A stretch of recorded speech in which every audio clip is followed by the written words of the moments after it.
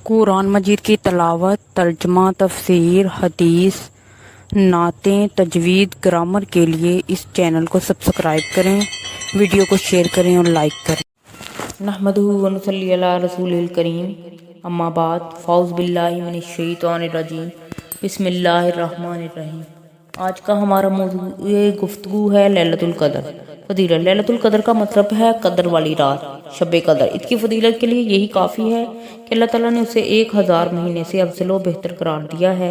یہی وہ رات ہے جس میں قرآن کریم کو لوح محفوظ سے اتار کر بیت العزا میں رکھا گیا۔ سیدنا ابو ہریرہ رضی اللہ عنہ سے روایت ہے کہ رسول اللہ صلی اللہ علیہ وآلہ وسلم نے فرمایا، جس نے ایمان کی حالت اور ثواب کی نیت سے قدر کی رات کا قیام کیا، اس کے پچھلے گناہ معاف کر دیے جائیں گے۔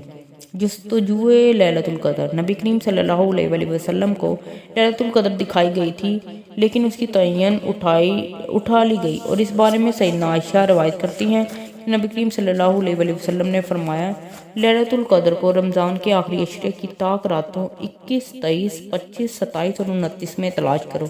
لیلۃ القدر کی نشانی: لیلۃ القدر آخری 5 طاق راتوں میں بدل کر آتی ہے۔ اس کی نشانی کے بارے میں ابی بن کعب فرماتے ہیں، اس کی نشانی یہ ہے کہ اس دن کی صبح جب سورج نکلتا ہے تو وہ سفید ہوتا ہے، اس کی کرنیں یعنی حدت نہیں ہوتی۔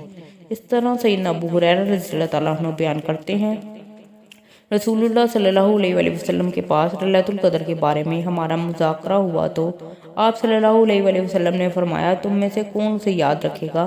اس رات جب چاند نکلتا ہے تو وہ بڑے تھال کے کنارے کی طرح ہوتا ہے، لیکن یاد رہے یہ نشانی تب ہوگی جب لیلۃ القدر آخری عشرے کی ابتدائی راتوں میں ہوگی۔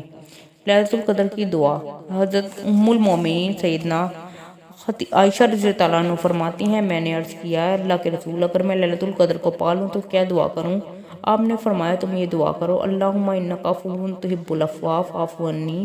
اے اللہ، تو بہت زیادہ معاف کرنے والا ہے، تو معاف کرنے کو پسند کرتا ہے، لہذا مجھے معاف کر دے۔ صدق اللہ العظیم۔ مہربانی کر کے اس چینل کو سبسکرائب کریں تاکہ ہر ویڈیو آپ کو سب سے پہلے دیکھنے کو ملے، اور سبسکرائب کرنا بالکل فری ہے۔